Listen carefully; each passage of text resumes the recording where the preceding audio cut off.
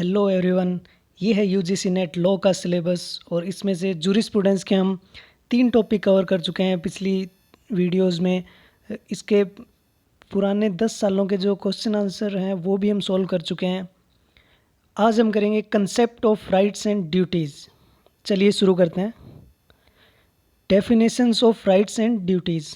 इसमें क्या है, जो मोस्टली क्वेश्चन आते हैं वो डेफिनेशन पूछ लेंगे कि किसने कौन सी डेफिनेशन दी है, या थ्योरीज ऑफ राइट्स के बारे में, या एलिमेंट्स ऑफ राइट्स के बारे में, या फिर जो काइंड्स ऑफ राइट्स के बारे में। John Austin, according to Austin, a party has a right when another or others are bound or obliged by law to do or forbid towards or in regard of him।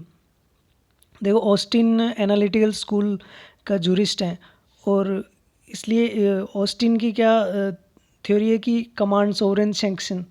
तो यहाँ पर ये याद रखना word obliged by law, bound और obliged by law, every person. Positive law school की theory है, वो इसी की बात करती है। Ihering defined rights as legally protected interest. ये ईरिंग ने क्या इंटरेस्ट थ्योरी दी है राइट्स की, तो इससे हमें आगे हम करेंगे इंटरेस्ट थ्योरी, उससे ये याद रह जाएगा। Salmond defines right as an interest recognised and protected by a rule और justice. He says for an interest to be regarded as legal right it should obtain not merely legal protection but also recognition. देखो, ये recognition word याद रखना, right और को recognise की बात करता है Salmond. Legal rights were defined by Holland as the capacity residing in one man of controlling with the assent and assistance of the state the actions of others. Holland भी analytical school के jurist हैं, तो Austin के ही follower हैं।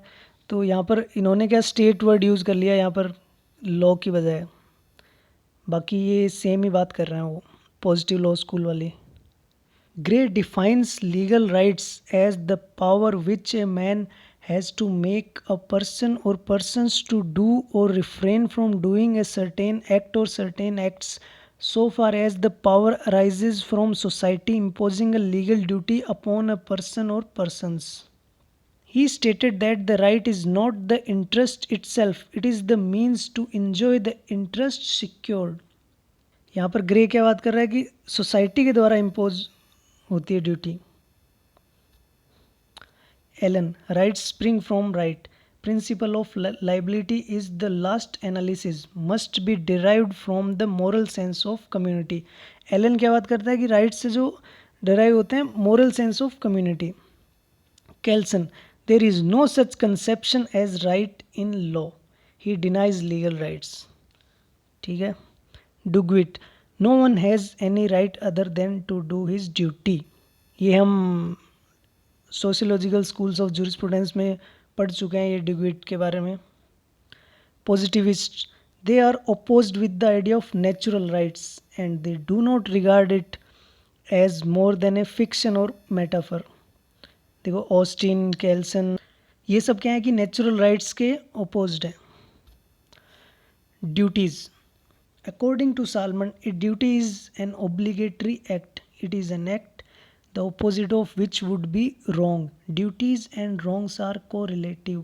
The commission of a wrong is the breach of a duty and the performance of a duty is avoidance of a wrong।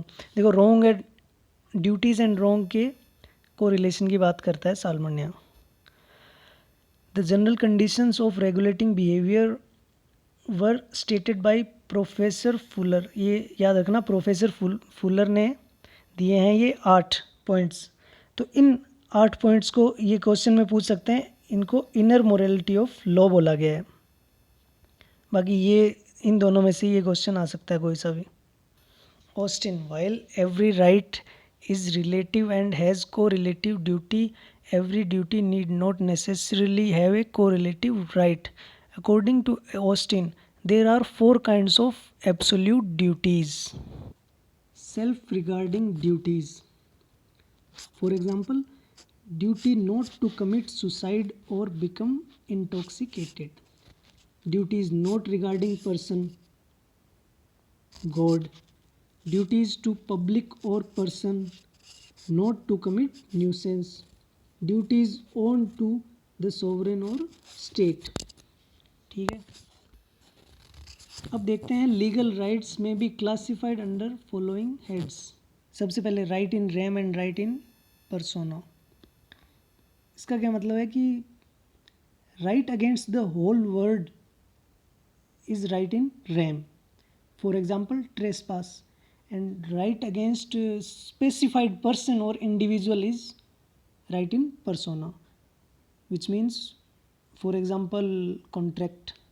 Personal and proprietary right, right relating with one's person is personal right. For example, reputative, किसी की reputation है वो उसका personal right हो गया, और right related to property is property right. Positive and negative rights, a right which imposes a positive duty upon others is a positive right. A right which imposes negative duty upon others is a negative right.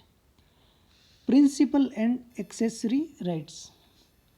Principal rights क्या हो गए, जैसे ownership, sale, right to sale, ये principal right हो गए, और accessory rights are rights which depends upon principal rights. जो principal rights के ऊपर डिपेंड है वो एक्सेसरी राइट हो गए। Perfect and imperfect rights,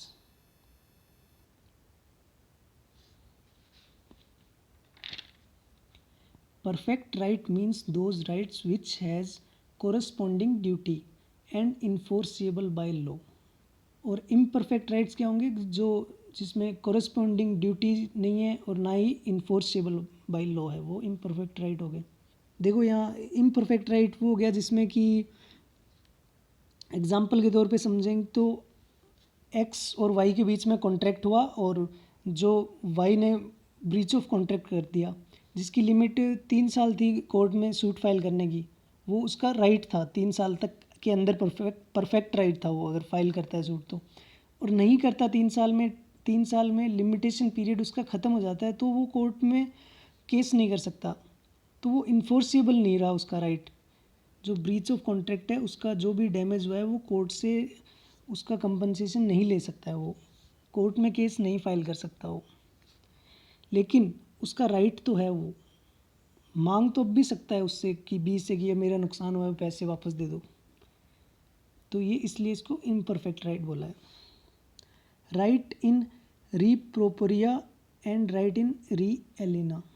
right upon the property of the others is in re aliena and right upon one's own property is re propria. ये easy है याद रखना। Vested and contingent right. Contingent rights means the rights which depends upon happening or non-happening of certain event. For example, interstate succession. Vested right is right which is already vested in a person. ये आप contract act पढ़ोगे तो उसमें और अच्छे से समझ में आ जाएगा। Corporeal and incorporeal right. Corporeal right has physical existence and incorporeal right does not have physical existence. For example, copyright, patent, ये इनकॉर्पोरियल राइट हो गए। Primary and secondary right. The substantive legal right either in the form of principal और accessory rights are called primary और antecedent right, and the rights and remedy available upon violation of these rights are called secondary और remedial rights. Public and private rights आपको पता ही है। अब देखते हैं theories of rights.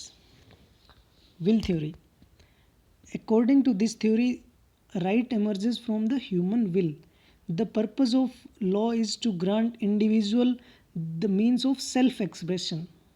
Will constitutes a main element in the definitions of Austin, Holland, Pollock and Vinogradov। ये याद रखना, ये जूरिस्ट विल थ्योरी को सपोर्ट करते हैं।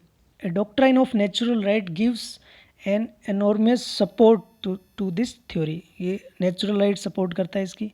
The jurists of metaphysical approach are also a staunch supporter of this view। ये भी इसका सपोर्टर है।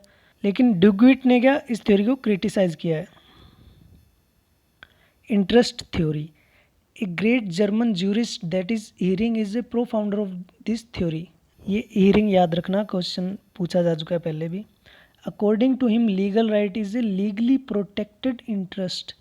ही was of the view that basis of right is interest not the will. Salmond भी इस theory को के सपोर्ट करता है। Salmond adds enforceability to the above. There are rights without will, for example lunatics, infant, corporations.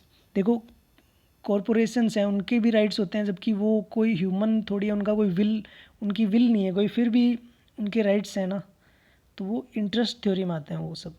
So the two theories are not much opposed to each other. Human will is directed towards an end, that is an interest. Elements of legal rights given by Paton and Holland. ये याद रखना, Patton and Holland ने ये 4 elements बताए हैं: subject, act और forbearance, object of right, person of incidence. और Salmond ने क्या यहाँ पर 5th एलिमेंट ऐड किया है, टाइटल। तो ये याद रखना, इसमें से पहले भी क्वेश्चन पूछा जा चुका है, या तो इनके बारे में पूछ लेंगे या सालमन के बारे में। चलिए अब देखते हैं jural postulates. Wesley Hohfeld, a Harvard law professor in the early part of 20th century, developed an analytical framework for understanding interests in property. Hofeld's 8 terms are arranged in 2 tables of correlatives and opposites. ये correlative हो गया, ये opposite हो गया, that structure the internal relationships among the different fundamental legal rights. देखो correlative में क्या है, एक दूसरे से रिलेट करते हैं ये, कि राइट ड्यूटी से, और प्रिविलेज नो राइट, और पावर लाइबिलिटी से, इम्यूनिटी डिसेबिलिटी से।